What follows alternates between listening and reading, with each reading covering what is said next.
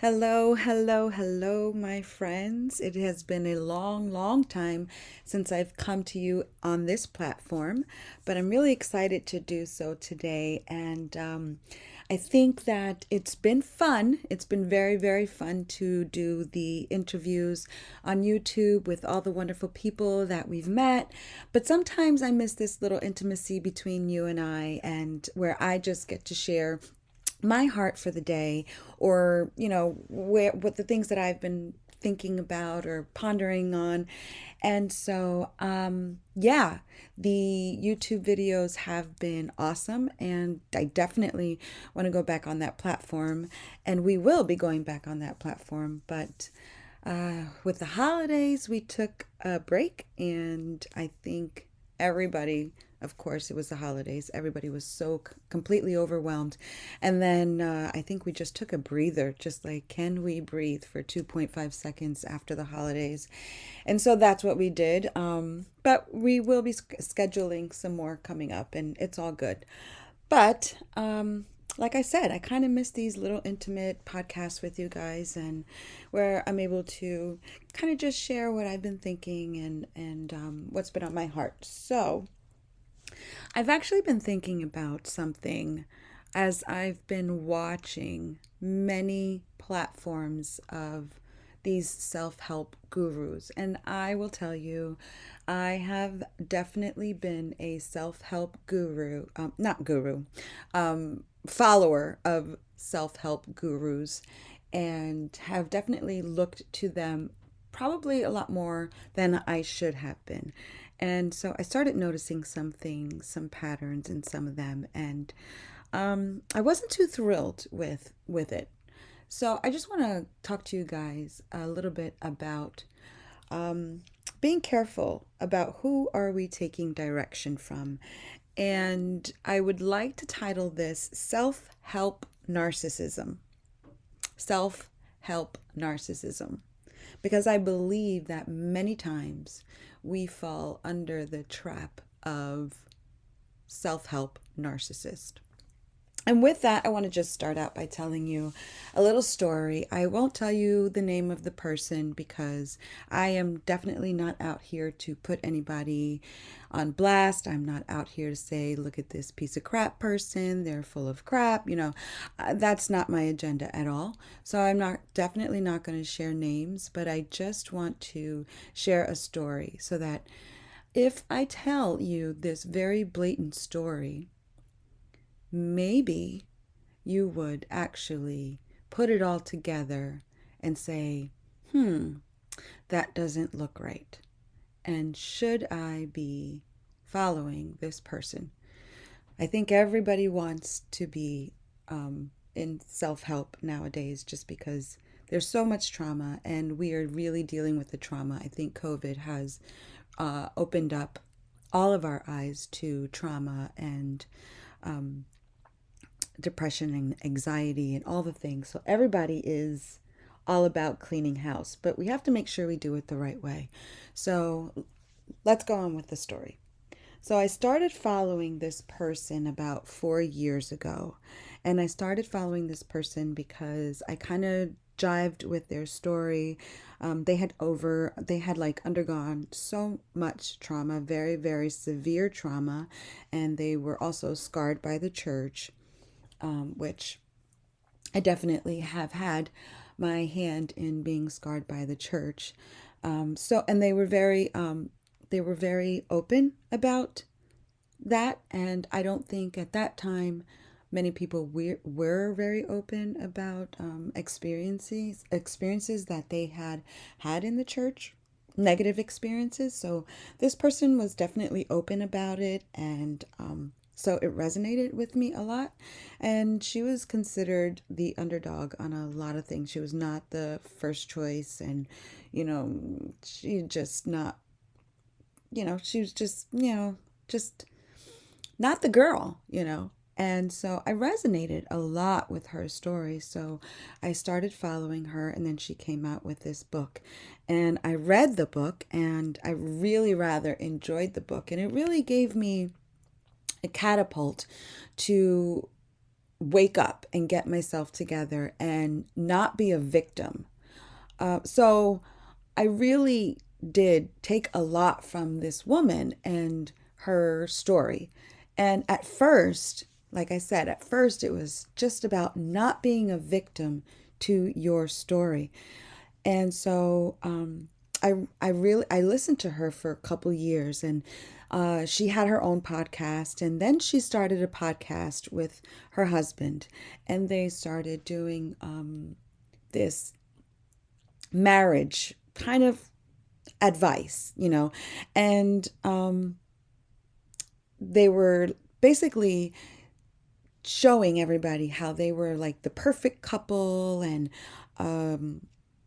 they were just all the things, and they knew how to work well together, and they had synergy, and this is how you do it. This is how you work together. And he actually quit his job, and he went to work for her, and for the self-help business that she had created, and they were just supposed to be all the things.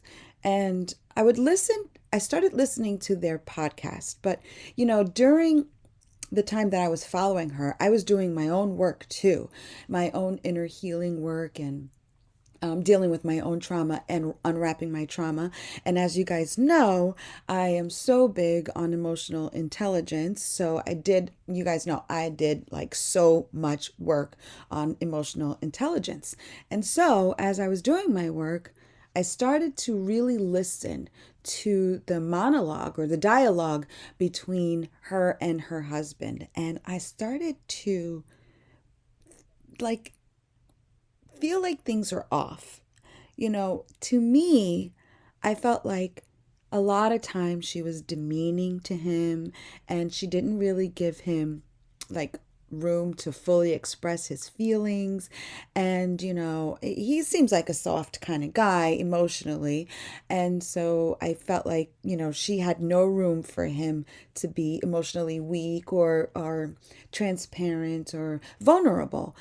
She was just like drive, drive, drive, drive, drive. She was just I think I felt like it was almost unhealthy with the no, you got to keep moving, got to keep moving, got to, all the things. So I don't know. And then I started noticing little comments about her faith, and I really started noticing she started to sound a little angry and resentful, and making passive aggressive remarks. And it was all under the radar, it was all passive aggressive.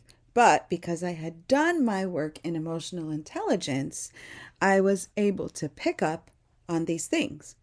So it was not, I was like, I don't know, I don't really like this, I'm not sure about this. And then COVID hit, and shortly after COVID hit, they announced they're getting divorced. And everybody was blindsided. I wasn't blindsided. I have to say I wasn't blindsided because I had started picking up these things in their podcast. And they had built this financial empire by telling people that they were the ultimate couple and they were the best partners and they had it all figured out. And so people felt super betrayed, of course. And people were like, you guys built, this financial empire on our backs. You sold us a dream, and you're basically hypocrites. And so instead of her validating their feelings, she basically like, who are you to judge me? Blah, blah, blah, blah, blah. Well, I mean, they just funded your whole entire life that you lied about. So that's who they are to judge you, because they felt betrayed and they felt taken advantage of and they felt lied to. And so she completely got defensive. And these were the things that I was hearing her do to her husband already. So I wasn't really surprised that this was her response. But I have to say, it was just a very arrogant response. And I say this with much humility because I'm not throwing shade, like I said. I never want to say I'm better than somebody, or, like, I know that people do go through things, but I think we have to be responsible with um, the content that we're putting out there. I think we have to be transparent and vulnerable to an extent, because I feel like we are putting ourselves on a platform, and you have to be responsible with that. So, a little after they announced their divorce, I start seeing a woman on his Instagram. And I'm just like, what's that? Right? But he doesn't say anything about this woman. But I noticed her. And I'm like, And this is very shortly after they announced their divorce. And I was just like, okay, and I would think if you built your life on you built this platform, putting your life out there and saying that you got all the things figured out, right? And then you announce that you're getting a divorce. I would say maybe take some time off, like get off the gram, like stop telling people how to live their lives, because you have some stuff to deal with. And everybody goes through a point where they have stuff to deal with, right? But you kind of just need to give yourself room to deal with those things. But trying to save their business and their money, it makes sense, right? I mean, because it's all about the dollar bills, right? But I don't know. In something so intimate, they have children involved, all the things. I don't know. I just felt like you guys have so much going on right now. Your whole audience feels betrayed. Nobody knows if you're the real deal, if you're fake, if this is just, something, that really hard thing that you're just going through, or nobody knows the truth because you've lied so long. And so now you have to exit your platform for a little while, but they didn't. They stayed on. And a little while later, he basically said he came out about his new partner. Didn't take him long. And he found this new partner, and however they found each other, through trauma. And so what does that say? So somebody who jumps in a relationship right after getting off another relationship, that speaks codependency, friends. That's called codependency. When you do not give yourself room to breathe, room to get to know yourself, who you are, all the things all over again, it is called codependency.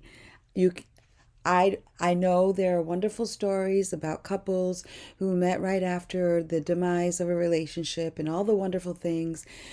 I would say you need some space, okay? And if you don't take the space, I flat out call it codependency.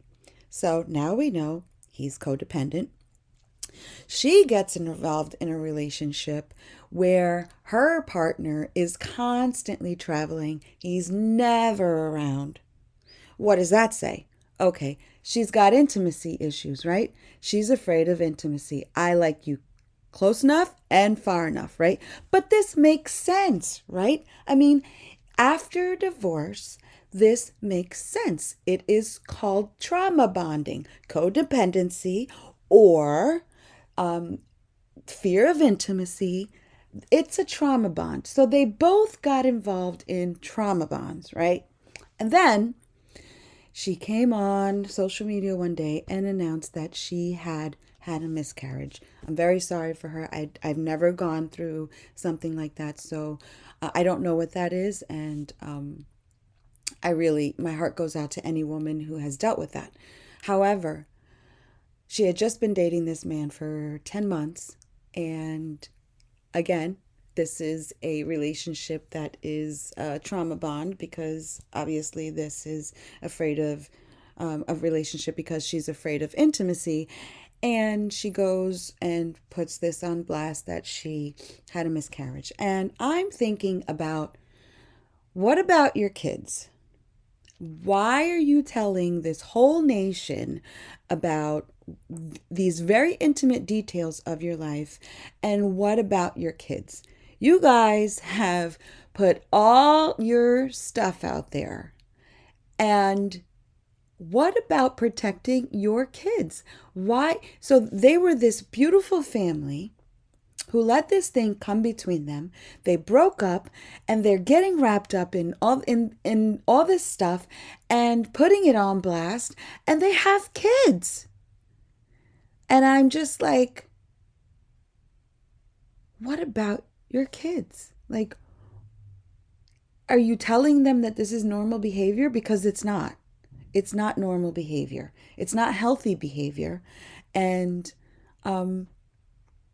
you're supposed to be self-help gurus. You're a self-help guru, and you're leading your life this way in public and exposing your kids, telling your kids that it is normal to get into these relationships so shortly and then go on and blast about your intimate details. That's not normal, guys. And the turnaround time is completely too fast. And again, I'm not judging. I want to keep reiterating the fact that I am not judging these people. You guys know my life has been a whole big mess. I come and I share, and I try to share responsibly. I always try to share responsibly. But I will tell you this, we have to continue to grow, and we have to continue to feed ourselves with the things that are going to give us good insight, good and whole insight, because we need to be able to read between the lines and see the things that are underlying. Now, the thing that bothers me the most is that I've gone through the comments on all these posts that they have put out there, and people are like, thank you for sharing, thank you for sharing, thank you for sharing. And I am just like, people are drinking the Kool-Aid. People are really drinking the Kool-Aid. We are absolutely saying in our self-help groups that it is good to be dysfunctional. And that is the complete opposite of healing trauma, guys. The complete opposite. Now, I know of another woman, again, I won't mention her by name, but another big self-help guru, and so many books out there, and so many people follow her, and she has so much resentment and bitterness towards her faith to the point that she renounced it, and she glorifies depression and anxiety, and she posts these terrible pictures of herself all the time on social media and says, I just don't want to do life today. And I'm sitting here like, are you kidding? Because I feel like it is okay to say, hey, I understand how you feel. I understand the hard days. I understand, even people who need medication to help them alter their moods and all the things. I understand all those things. But friends, we cannot stay there. No, it is not okay to spend 5 days in your bed. But this is what people are out there telling people that it's okay to do. No, that's not a healthy place to be. And so while we say we understand, we also need to say, but we have to rise above it. And sometimes we are just okay with people petting us and giving us permission to stay where we are. Now, again, I definitely want to give room for people to be vulnerable. But I feel like at the end of the day, if this is a self-help community, the goal is to heal the trauma, not to continue to remain and function in it. Because friends, again, that is called dysfunction. dysfunction. And that is the complete opposite of self-help. Okay? So what do we have to do here? We have to test these people, test their fruit. Are they people that just want a platform, just want to be heard, just want to tell their truth, to just be validated? Or are they people that actually want to help people grow and show them a graceful lifestyle and how to grow in loving kindness? Because that is fruit, my friends. And we have to look at the fruit of people's lives. And we have to say, does this make sense? Should this person have room to speak into my life right now? Not saying they're a bad person, not saying that they're, a complete loser. That's not what we're saying. But at the point of their lives today, do they have room to speak into my life? Should I give them that room to give me guidance? Because like I said, friends, there are people out there that just want a platform, just to be heard, just to tell their truth, just to be validated. And friends, that is called a narcissist. And that's where the self-help narcissism comes from. So let's talk about these narcissistic traits. So some of these narcissistic traits are like,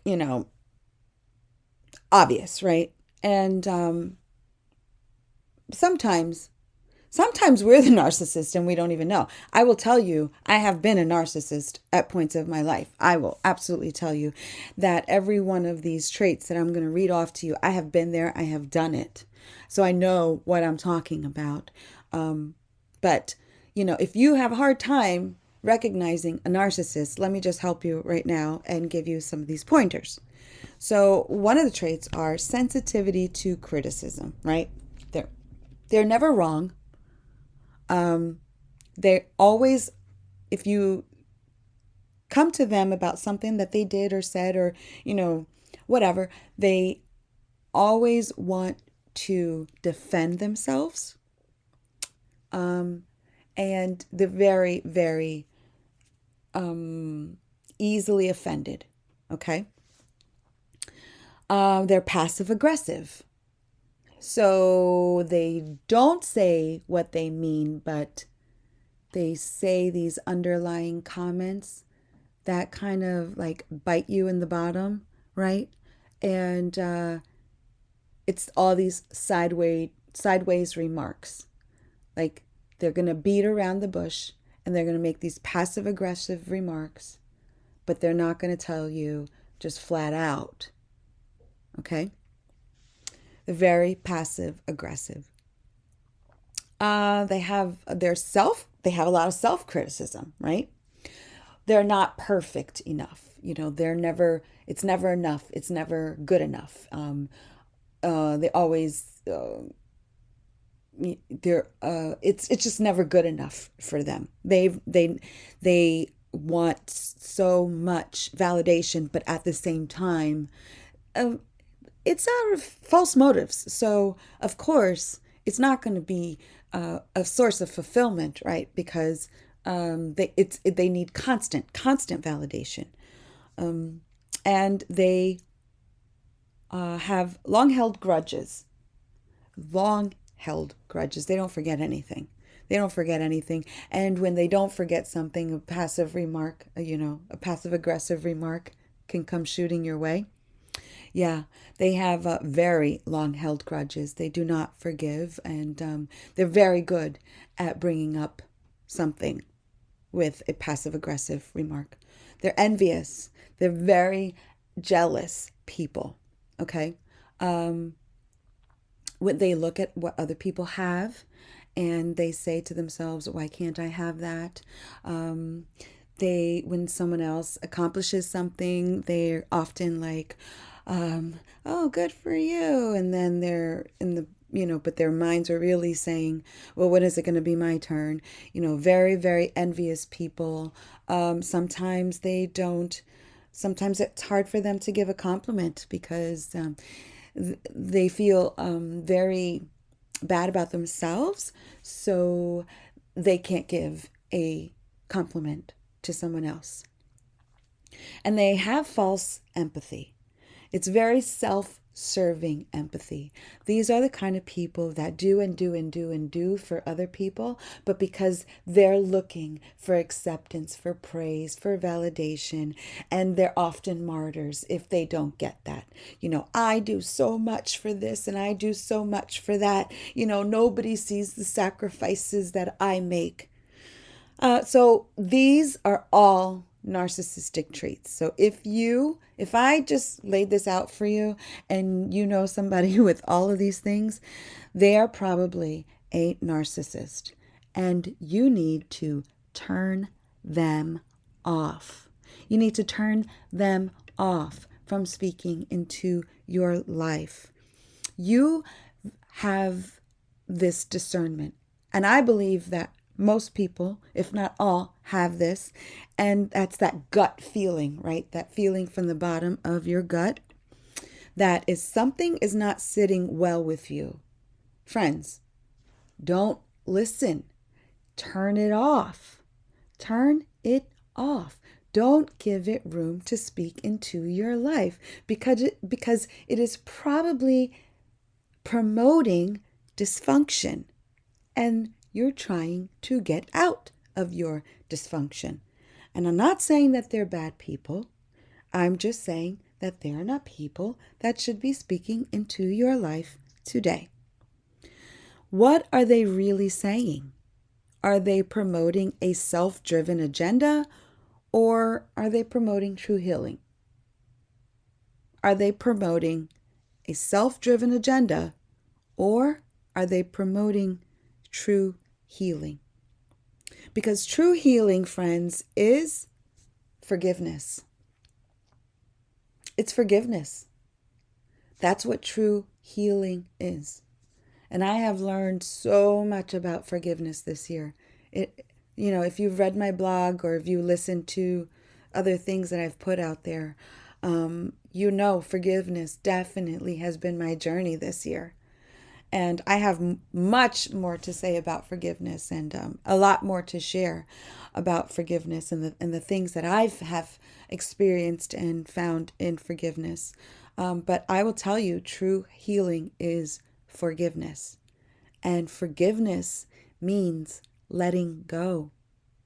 Forgiveness means when you see that person or you speak to that person or you hear of that person, there's not that gnawing at your soul anymore. Like when that goes away, you know that you have forgiven. And here's the thing, friends. It takes a long time. Forgiveness is a journey. And sometimes it takes years. And this is why I'm saying, sometimes when we're going through these things, we just need to exit our platform because we have some work to do. We have a lot of work to do. And that doesn't mean that, we can't share certain things while we're doing this work, but there has to be responsibility. It has to be done responsibly. It can't be done in these feelings of resentment or bitterness, or trauma bonding, or all of these things. Like, we have to take some time out because this forgiveness journey, friends, it takes a long time. And as I've told you before, sometimes you think you have got it and you're like, yeah. Ooh, I'm healed. And then there's another level. I keep telling you guys, there's levels to this thing. There is levels. And while we are going through these levels, we have to share responsibly. Okay? And I know, I have been on the whole big mess sharing my journey with you guys. But like I have really, really tried to be completely responsible with it, and sensitive to my children also, with the amount of things that I share. And so, yeah, guys, this self-help narcissism is a real thing. And I think as we continue our journeys and as we continue to heal, we really need to listen, really need to watch people. What are they saying to us? Are they speaking encouragement? Are they speaking getting out of the dysfunction? Or are they spewing their mess and telling everybody it's okay to be dysfunctional? And it's not. It is not okay, guys. It's not. And sometimes we are dysfunctional. And that's just where we are. But we have to move forward, and we have to keep learning and growing, and we have to put those people in our lives that are going to be responsible with that. So I hope that you gained a lot from this today. I hope that I shared this with grace. I hope you don't not taking this as me passing judgment, because that is completely not my heart. But it has been bothering me about the garbage that people, these self-help gurus, have been really putting out there and telling you guys that this is okay. It's complete BS, friends. Be careful. Be careful who you let into your life. Be careful who you listen to. Make sure they're responsible. Make sure that they actually want the best for you and are helping you grow and not just validating themselves. I love you guys, as always. Thank you for spending your time with me, and I am looking forward to recording another podcast very soon and sharing more of this beautiful life with you guys. Thank you for your time. Thanks for joining me, and until next time, love you guys. Mwah.